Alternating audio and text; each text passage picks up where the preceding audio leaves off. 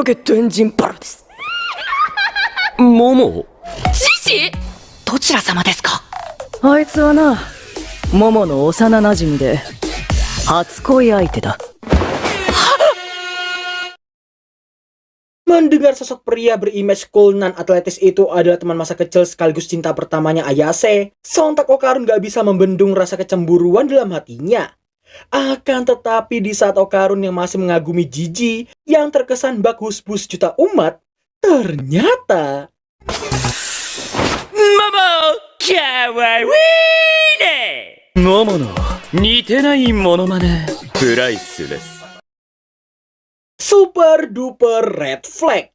Buat para ciwi-ciwi yang lagi deketin cowok kayak gini, tinggalin dia dan sini sama Onisan aja. Setelahnya, perasaan Okarun akan semakin gak karuan karena ternyata Jiji akan tinggal di rumah keluarga Ayase sampai semua masalahnya selesai. Mau berapa kali pun Ayase menolaknya, sayangnya keputusan Baseiko itu absolut. また新しい悪魔を増やすつもり。まさか着実に仲間を増やして来たる最終戦争ラグナロクに備えてるってわけね。今は宇宙人という脅威があるから共闘してるけど、それが終わったら次はあなたの番よ。私も仲間を集めてあんたとのラグナロクに挑むわ。じゃあね。お疲れ様です。 Sungguh circle yang kurang sehat banget. Seperginya Aira untuk merekrut sekutu baru buat melakukan Ragnarok, hari yang udah larut membuat Okarun pamitan dalam kondisi hati yang masih diselimuti rasa kecemburuan. Melihat Okarun yang pergi dalam kondisi lemas gak karuan, Ayase memanggil dan memaksanya untuk membalas dadah darinya. また明日でしょ。次オカルンが言う番。また明日。よし。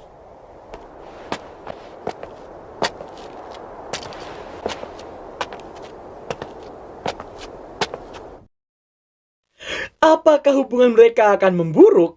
Shin lalu berpindah ke Jiji yang lagi makan malam. Tanpa mendengarkan omelan Ayase sama sekali, Baseiko berulang kali memuji betapa jeniusnya Jiji dalam menggombali orang lain. Melihat hal itu, Ayase semakin dibuat amuk-amukan karena sepertinya sang nenek cuma lagi luluh dengan gombalannya si Jiji.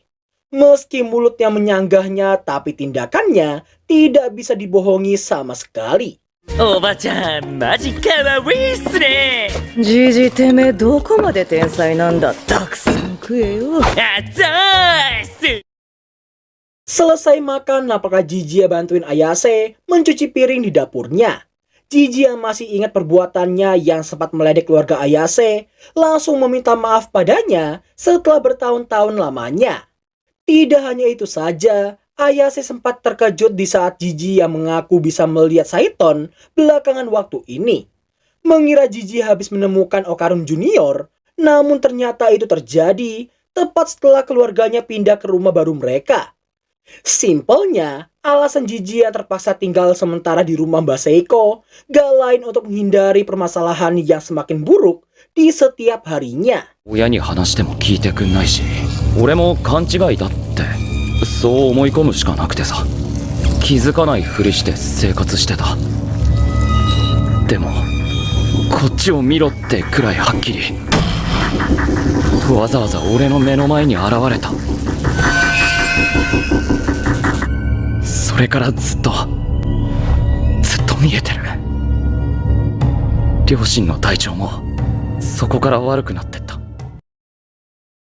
Sebelum keluarganya kena musibah, cukup banyak medium roh yang diundang untuk melakukan pengusiran, namun 3 di antaranya ditemukan tewas dengan cara mendiskon umur mereka sendiri.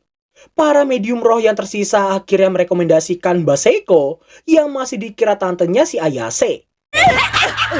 そういうことか。うちに来て正解かもね。大丈夫。うちのばあちゃん強いから。そんな悪霊一発で倒しちゃうわ。 Mendengar ucapan cucunya barusan, Baseiko menekankan dia nggak bisa melakukannya karena kota tempat tinggal si Jiji itu di luar wilayah Kamigoe. Oleh karena itulah untuk kali ini, ia akan mengirimkan cucunya sendiri ke sana.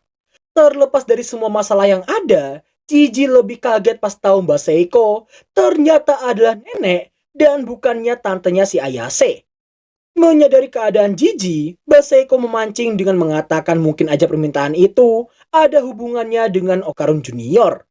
Beliau juga menambahkan jika dia mau menerima quest itu, maka ia akan membelikan seragam sebanyak apapun yang Ayase inginkan. どうもー転校しちゃいましたーポポポポーン炎上寺ジンジジって呼んでね Lu ganteng, lu keren, lu aman coy. Mau se-cringe apapun tingkah dan sifat lu, setidaknya para ciwi-ciwi masih menormalisasikan. Yah, itulah yang bisa kita lihat dari tampang-tampang para gadis di kelasnya Ayase. Meski awalnya kedua besti Ayase masih B aja, tapi begitu kena gombalan mautnya, seketika itu pula Miko dan juga Muko langsung luluh dibuatnya. Kecerobohan Ayase yang belum nge-briefing si Jiji membuatnya terkena imbasnya. Begitu Jiji yang ember diyakini tinggal satu atap dengan si Ayase. Bahkan dengan sangat pedenya dia mengaku sebagai pasangan yang telah mendapatkan restu dari orang tua masing-masing. そんなのダメだぜ。モモには青カルンがいるんだから。 Sementara itu, pas banget materi bahasa Inggrisnya di kelasnya Okarun lagi membahas soal kecemburuan dalam suatu hubungan. Biarpun diliputi rasa penasaran apakah Ayase masih suka sama Jiji atau enggak, tapi keselnya di sini Okarun cuma bisa overthinking tanpa ada tindakan untuk menjawab rasa penasarannya sendiri. Apa yang bisa dilakukannya saat ini hanyalah berlatih untuk jadi lebih kuat. ダメなやつだ。自分は。雑念を捨てろキーン Di tengah workout, kedatangan Ayase yang terlalu tiba-tiba membuat Okarun terkejut hingga ia tersungkur ke semak-semak di depannya. Adapun tujuan Ayase mendatanginya nggak lain untuk mengawasinya, kali aja ada masalah lain yang datang menghampiri mereka. Berhubung Okarun belum makan dan masih berlatih, Ayase menawarkan diri untuk menyuapinya. Namun sebelum itu bisa terjadi, sayangnya Jiji keburu datang dan membuat perasaan Okarun semakin tersayat melihat kedekatan mereka berdua di depan matanya. Alhasil Okarun memutuskan untuk pergi dan berniat untuk berhenti menemui Ayase. Tapi tiba-tiba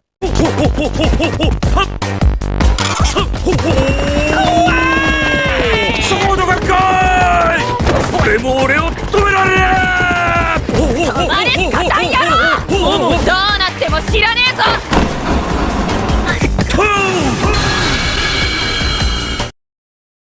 Sungguh keputusan yang sangat-sangat dungu. Akibat perbuatan Jiji barusan, sosok aneh itu berhasil melewati mereka. Tapi sesaat sebelumnya Ayase sempat melihat bola emas yang diduga itu adalah milik Okarun. Demi melengkapi collectible item Okarun Junior, Ayase nampak menggunakan kekuatannya untuk menangkap sosok aneh itu. Sayangnya di sini tanpa disangka-sangka sosok aneh itu ternyata sangat-sangat kuat hingga mampu menarik Ayase dan juga Jiji sekaligus. Melihat hal itu, Okarun takkan tinggal diam dan bergegas menyusul dengan kekuatan penuh tepat setelah ia merapikan perlengkapan sekolahnya.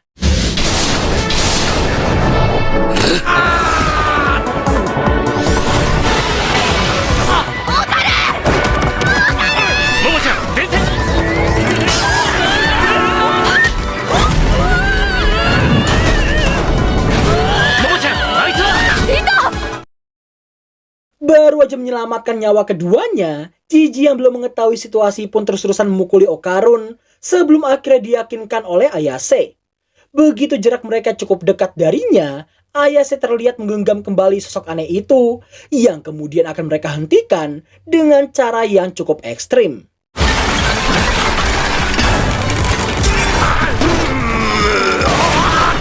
Iya dah! Udah諦めない! 諦めたくないんだ!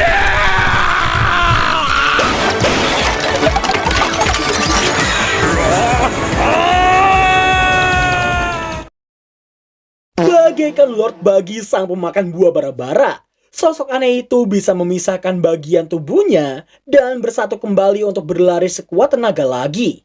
Demi mengetahui tujuannya, partai Okarun kembali mengejar hingga sampailah mereka di persimpangan jalan. Jiji yang sangat penasaran dengan sosok Okarun merasa terkejut sekaligus kagum begitu dia kembali ke wujud Ojinya. Di saat yang bersamaan suara teriakan dapat terdengar sesaat setelah Ayase memukul-mukul sesuatu tepat di tangannya. Tujuannya melakukan itu nggak lain untuk mencari keberadaan sosok aneh tadi.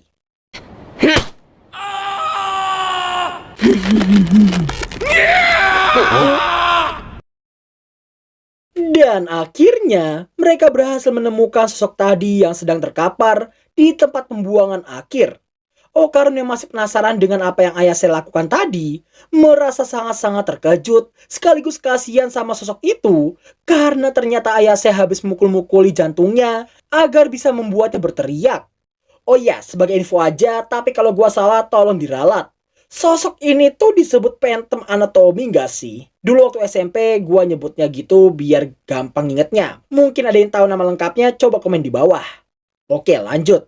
Ayase lalu mendekatinya dan berjanji tak akan melakukan apapun asal dia gak kabur lagi.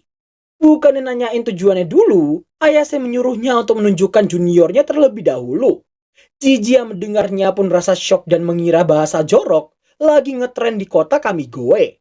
Di tengah si Phantom Anatomy yang hanya terdiam saja, secara tiba-tiba suara wanita dapat terdengar dari dalam gundukan sampah di hadapan mereka. Suara itu memanggil-manggil nama si Phantom Anatomy yang ternyata punya nama Taro. Mendengar suara gadis bernama Hana itu, sontak Taro pun langsung memanjat gundukan sampah di sana hingga akhirnya dia menemukannya setelah terus mencarinya selama beberapa saat. Mitsuketa! Yatto mitsuketa zo! なぜ来たの？こんな危険を冒してまでなんで？愛してるからに決まってるだろう！俺は君と出会って全てが変わったんだ。灰色だった俺の世界が君のおかげで色づいて見えるようになったんだ。私の役目は終わったのよ。早く戻って。あなたまで粗大ゴミにされるわ。自分が好きになった人だ。何が何でも離さない。一緒に逃げよう。今ここで何もしなかったら俺は一生後悔する。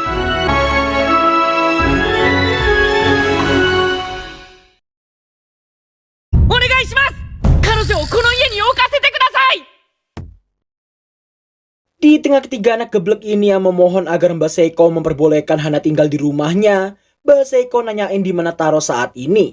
Ayase pun ngasih tahu dia kembali ke ruang IPA karena merasa Hana akan aman di tangan mereka dan akan menemuinya di malam hari saja.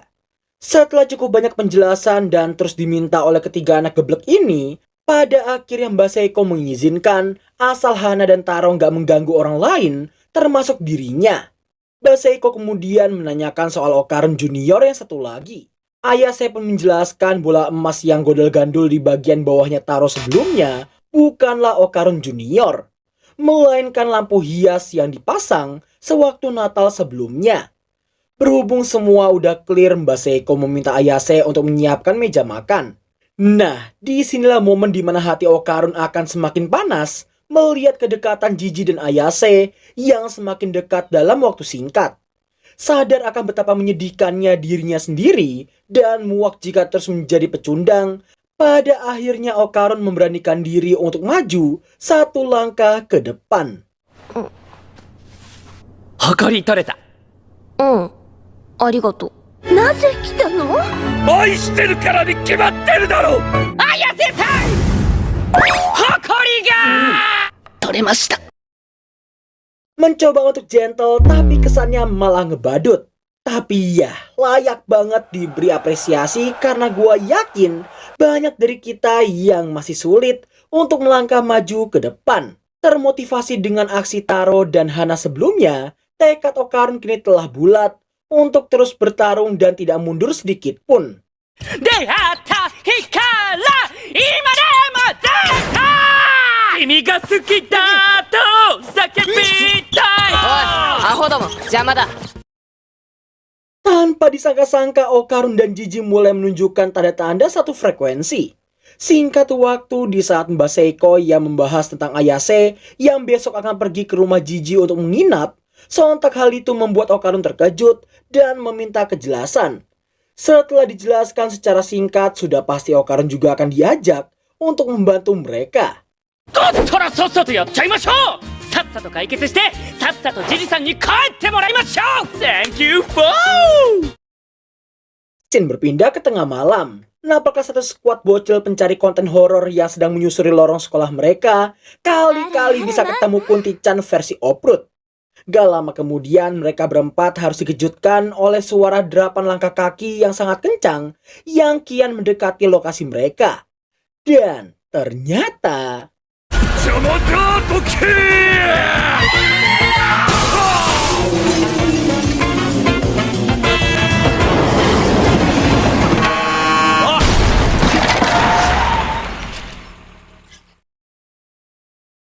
Di saat yang bersamaan, nampaknya Momo yang sedang menemani Hana yang masih menantikan kedatangan Mas Taro.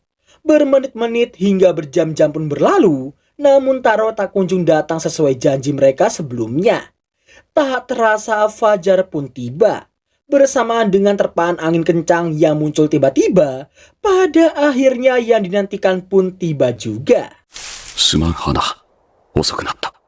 大好き。来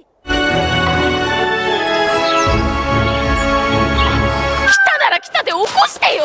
ありがとうございます。モモさん、彼女と一緒に待ってくれてたんですね。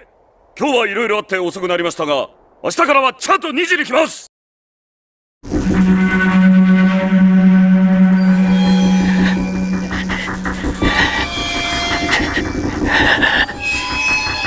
畜生、今日も寝れないじゃんよ。あいつのせいで。 Apa yang terjadi dengan Jiji? Pura-pura nggak tahu aja kali ya. Scene kemudian beralih ke Ayase, Okarun, dan Jiji yang sedang OTW ke kota tempat tinggalnya Jiji. Setelah terus mengalami kekalahan di game kartu, lagi-lagi Okarun harus merasakan panas dada, begitu Ayase dan Jiji yang tenggelam dalam dunia mereka sendiri. Meski muak dan telah bertekad untuk tidak mundur sama sekali, namun Okarun yang merasa menjadi obat nyamuk pun terus memfokuskan pikiran untuk memikirkan soal bijinya doang. オカルンどうした？ 金玉。 Mengira guyonan kotor lagi ngetren banget di kota Kamigoe, Jiji yang gak ingin ketinggalan malah ikut-ikutan bikin guyonan serupa yang berakhir dengan dirinya dan juga Ayase yang kembali bersenda gurau berdua. Gak ingin terus merasakan panas dada kayak gini, Okarun meneguhkan diri untuk merebut kendali perhatiannya Ayase. 土の子の話を今からしまーす。ちょま土の子聞きたい。 Nah, awalnya sih semua masih pada topik seputar Tsuchinoko dan makhluk alien lainnya. Namun lambat laun bukannya merebut kembali perhatiannya Ayase, Okarun malah menemukan si Jiji yang ternyata benar-benar satu frekuensi dengannya. じゃあネッシーは見たいから。ネッシーの写真は外科医の写真と呼ばれていて、あれはフェイクだということが分かってますが、自分は最近この目で見ま。マジで？俺も見たい。俺そういえば初めてだ。本当に。綾瀬さん以外でこんなに喋れる人。楽しい。オカルンすげえぜ。何でも知ってんじゃん。友人としてマジ尊敬しちゃう。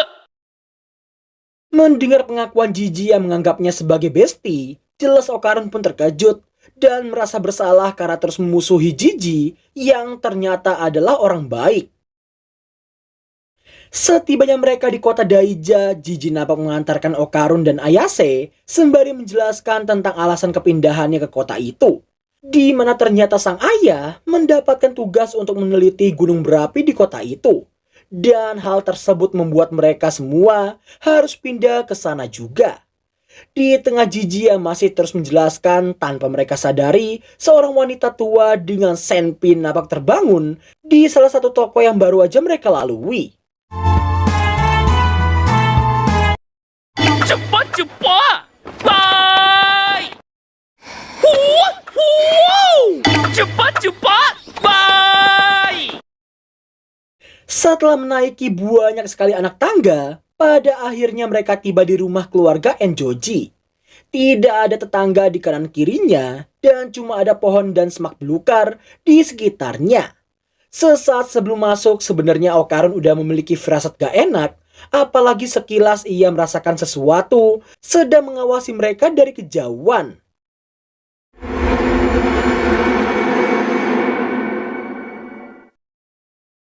Singkat waktu, sehabis berkeliling rumah Jiji dan tidak menemukan satupun keanehan ataupun aura mistis sama sekali, Ayase jadi bad mood karena faktanya gak ada satupun hal aneh di rumah itu.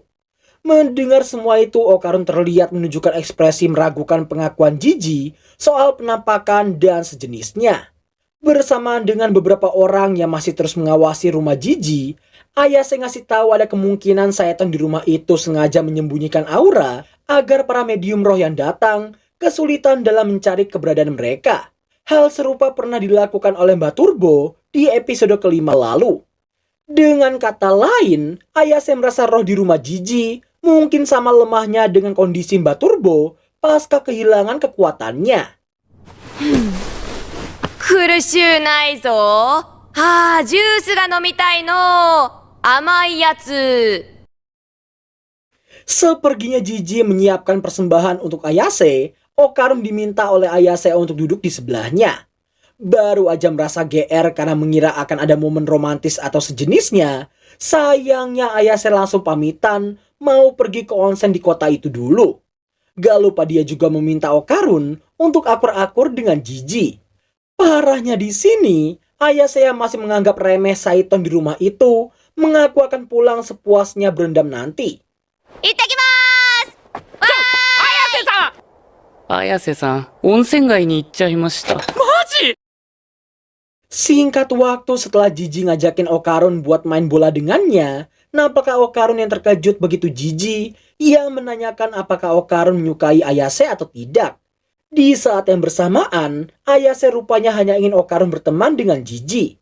Karena Jiji sendiri adalah teman laki-laki pertamanya si Okarun. Tanpa disadarinya, beberapa sosok misterius nampak mengintipnya dari balik pintu pemandian.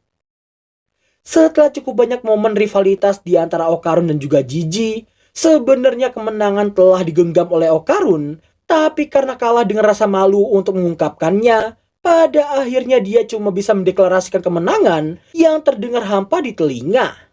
俺プラスキテ好きですダメそれダメ俺が顔好きって初め言ったからオカルのなしだったらジジさんの目好きっていうのもダメです俺はいいの何が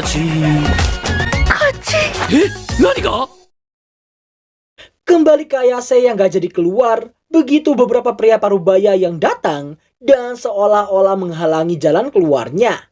4 bapak-bapak cawel yang gak inget akhirat ini seolah terus menghalangi Ayase supaya tidak bisa keluar dari sana. Yang bahkan Ayase harus dibuat emosi karena ternyata onsen itu adalah onsen campuran yang tulisannya sendiri sengaja gak dibenerin biar sulit dibaca oleh para pengunjungnya. Di lain sisi, Okarun masih terkena kuncian di leher meminta Jiji segera berhenti untuk menunjukkan ada sebuah keanehan di rumahnya. Di mana jika dilihat dari struktur bangunannya, seharusnya nggak ada ruangan sama sekali di sebelah pintu masuknya. Alhasil, demi mengetahui ada apa di bagian aneh itu, Jiji memutuskan untuk menjebol tembok meski rumah itu adalah rumah sewaan sekalipun. Karena ia sangat yakin sesuatu yang ada di balik tembok itu pasti ada hubungannya dengan semua kenaasan yang tengah menimpa keluarganya. Di saat yang bersamaan, Ayase mulai digoda oleh keempat pria tua tadi yang menanyainya tentang buaya. Mengira buaya yang dimaksudkan ialah buaya kadal, namun ternyata buaya yang dimaksudkan mereka itu adalah buaya darat yang suka datang ke pemandian campuran demi bisa bermain paksa dengan para gadis muda yang berendam di sana.